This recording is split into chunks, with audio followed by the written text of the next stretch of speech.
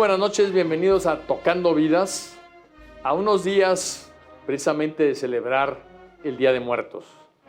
Un día que a todo mundo sorprende porque dicen cómo es posible que los mexicanos convivan entre la vida y la muerte, se rían de la muerte, la celebren, cuando otros países pues le guardan distancia. Y es que desde épocas prehispánicas pues ya estábamos en este Valle de Anáhuac y en todo el territorio mesoamericano, conviviendo con esta idea dual de la vida y la muerte. Es algo que además se rescató después, recordemos a Diego Rivera en su famosa pintura de un paseo en una tarde allá en la Alameda, cuando dibuja a la Catrina, que es pues una muerte, una calavera, vestida muy elegante como una verdadera Catrina, inspirado sin duda en José Guadalupe Posada y todas las ilustraciones que hizo sobre la muerte. En este programa vamos a ver cómo el mexicano no solo convive con esta idea, sino que se divierte junto con ella.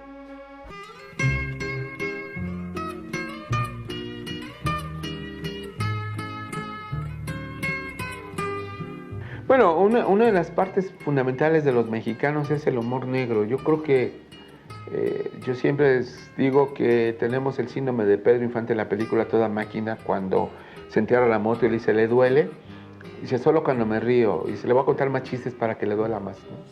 Y las calaveras es un fenómeno que tiene que ver con este humor negro, que tiene que ver con el humor macabro. Muchas veces se habla de la cuestión prehispánica, pero yo creo que la cuestión de Posada no viene por la cuestión prehispánica, sino viene por la cuestión española. Posada viene de una de las ciudades más conservadoras y más católicas de México, que es Aguascalientes, y se va a vivir a otra ciudad súper conservadora, donde fue la cuna de los cristeros, que es León, ¿no? Y entonces Posada vive el catolicismo, vive los juegos macabros, vive las danzas de la muerte, vive las imágenes religiosas que está viendo de la Iglesia Católica. Y estas calaveras son ese retrato, ¿no? Bueno, otra de las cosas que me sorprende es de que justamente una de las metas era recabar este sentido de propiedad de las tradiciones mexicanas. ¿Qué pasa con esta ciudad en este siglo, donde la globalización nos llena de muchísima información, ¿verdad? De muchísimas tendencias, de muchas cosas. Entonces, yo pensaba que por qué el Halloween tenía que ser el que esté dominando nuestra celebración del Día de Muertos, cuando nuestra celebración es ancestral y es infinitamente más rica, mucho más colorida, se disfruta mucho más. El reto ha sido ese, y yo creo que la ciudadanía en términos generales lo ha entendido muy bien. Yo creo que a todos nos gusta saber a dónde pertenecemos y de dónde venimos. Y es una de las cosas que recuerda la Catrina Fest, ¿verdad? Somos mexicanos, tenemos este origen y traemos estas raíces mexicanas, orgullosamente mexicanas, con una fuerza y un potencial extraordinario.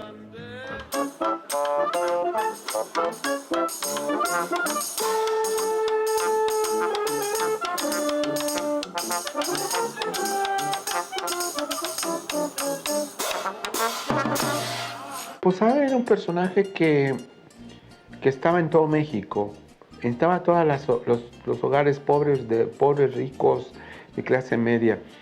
Posada hacía miles de ilustraciones, hizo 20,000 ilustraciones. Y entonces en todas las casas de los mexicanos de hace 100 años había un Posada. Porque la afirmación es tajante y es clara. En todas las, somos un pueblo eminentemente, o éramos un pueblo eminentemente católico. Entonces en todas las casas había estampas religiosas. Estaba el Cristo del pueblo, ¿no? Estaba la Virgen del pueblo, y luego en la Ciudad de México estaba la Virgen de Guadalupe, bueno, en todo México, pero en la Ciudad de México especialmente. Entonces, Posada ilustraba a las Virgen del Carmen, la Virgen de la Soledad, la Virgen de los Remedios, todas las vírgenes que te puedas imaginar, y todos los santos, San Pedro, San Pablo, San Juan, etc. Entonces, en todas las casas, la gente iba a la iglesia y compraba una estampa y la tenía en su casa. Pero también, en todas las casas, en aquel tiempo, la gente se reunía en sus casas a jugar y a divertirse. Entonces Posada hacía los juegos de mesa, hacía la oca, el juego de la gallina, la lotería. También en ese tiempo no había ni iPod, ni había nada de esto y la gente cantaba, la gente se divertía. Entonces compraban los cancioneros y ahí leían las canciones y Posada ilustraba las canciones. Pero también los enamorados podían comprar una cartita, las cartas de amor que hacía Posada y dársela a la novia o al revés, ¿no? Entonces, el éxito de Posada es que Posada es parte fundamental de nuestras vidas. Las calaveras son incidentales, ¿no?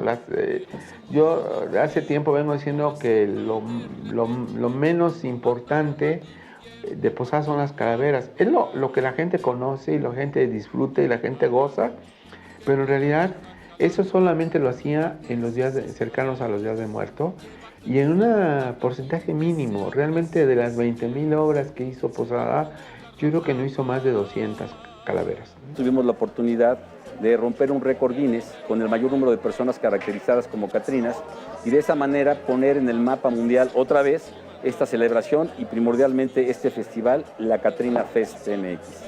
Y claro, se trata de reunir a toda la parte positiva que tiene nuestro país. Se trata de reunir a la versión artística. Juntamos a todos los artistas, fotógrafos, pintores, escultores, y por supuesto este año le damos mucha mayor valía a la cuestión gastronómica, porque no puede haber una celebración de Día de Muertos sin una ofrenda y una ofrenda que no tenga y contenga los alimentos.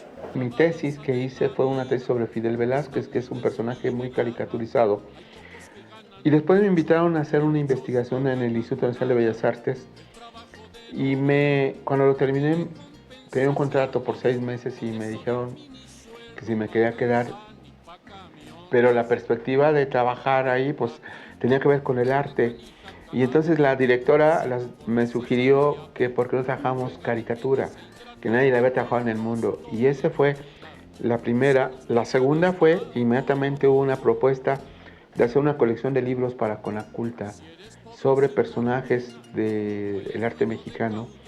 Y entonces a mí me interesaba mucho Posada, y entonces hice un libro sobre Posada que lleva vendidos más de 20,000 ejemplares. Eso tiene hace 20 años, ¿no? Es un libro que se llama Posada, un artista en blanco y negro, que después tuvo incluso la dicha de ser parte de Enciclomedia, se llevó a todas las escuelas. Es decir, es un libro que ha tenido un éxito enorme, ¿no?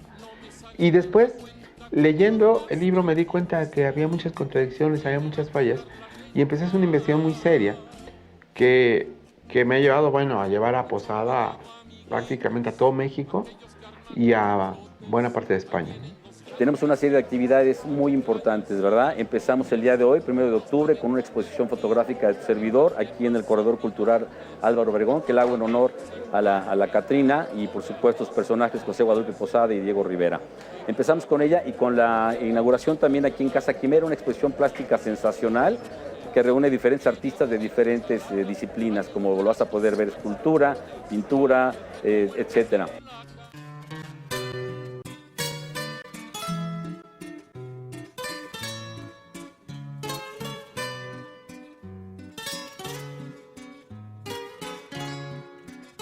Entonces hay una influencia en la arquitectura, en el propio cine, en la plástica, en la historieta.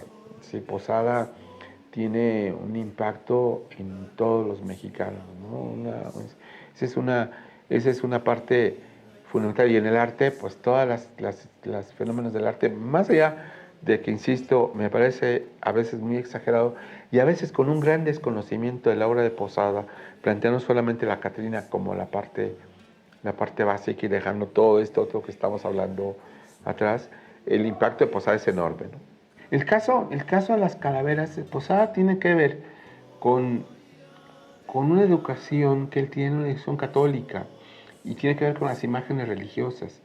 Y eso es lo que está retratando en las calaveras, ¿no? Y en el caso de la calavera Catrina, que es esta, en el caso de ella, hace muchos años se pensaba que tenía que ver con una crítica al poder, con una crítica a la aristocracia, se decía. Pero lo que he descubierto en los últimos años es que en realidad lo que está haciendo Posada es una crítica social, una crítica a la propia sociedad, ¿no?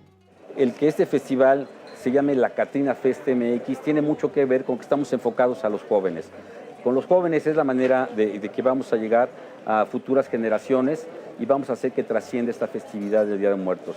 Y nosotros nos sentimos muy orgullosos de que, o sea, la Orquesta Sinfónica Esperanza Azteca haya participado con nosotros en este festival, que lo hicieron además de manera espectacular, muy bien, y la parte también de la sociedad, que cumpla con la sociedad este festival. Nos interesa muchísimo integrar a todas las partes de la sociedad. Estamos muy agradecidos con la participación, que además fue espectacular, tengo que aclarar. Uno de los fenómenos más importantes de Posada, creo yo, es la creación de la primera historia para niños.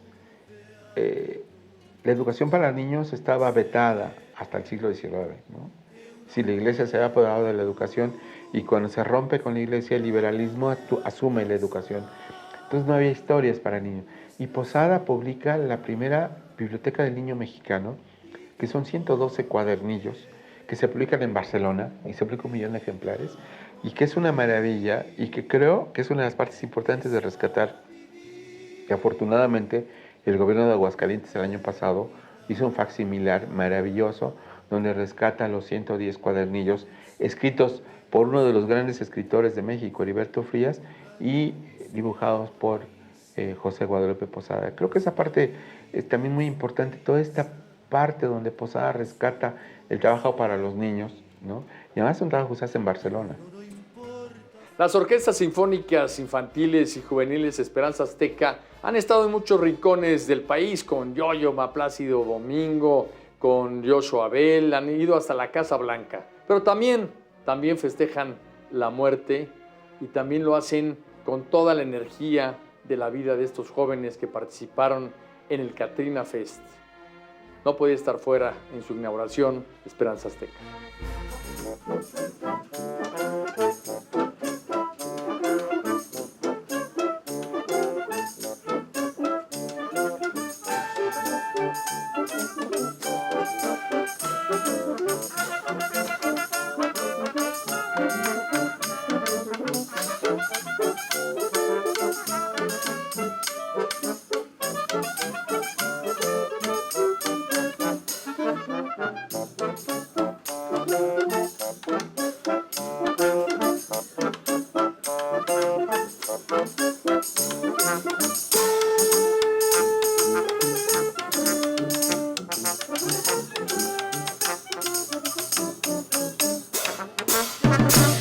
La muerte es algo con lo que sabemos que existe desde que nacemos, es la otra parte. A mí me encanta pensar más en la vida.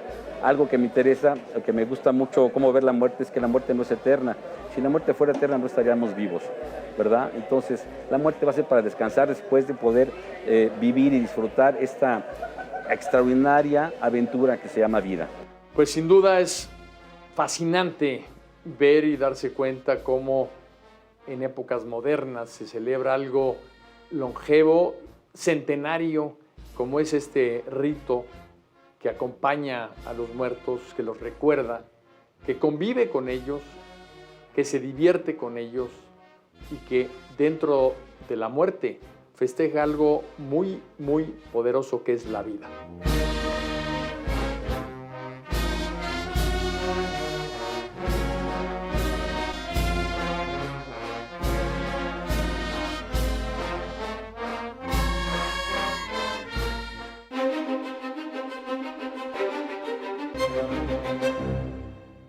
Osteria Francescana, un pequeño rincón ubicado en el poblado de Módena, en Italia, es considerado el mejor restaurante del mundo. Ostenta 3 estrellas de la guía Michelin, máximo galardón al que pueden aspirar los templos dedicados al buen comer. Su chef y propietario, el célebre Massimo Bottura, no solo es conocido por sus grandes dotes culinarias, sino por el movimiento Food for Soul, una organización sin fines de lucro que busca concientizar y culturizar al mundo sobre el desperdicio de alimentos. En México, en enero del 2017, podremos disfrutar la cocina del chef Bottura de forma celestial. Dinner in the Sky, con presencia en 53 países, cumple 3 años en México. Y para celebrarlo, el 4 y 5 de enero del próximo año, invitará al chef italiano a servir su cocina a 45 metros de altura sobre las pirámides de Teotihuacán. Una experiencia de altura no solo por la distancia a la que se servirá la cena, sino porque solo 88 personas serán las afortunadas de vivir esta experiencia.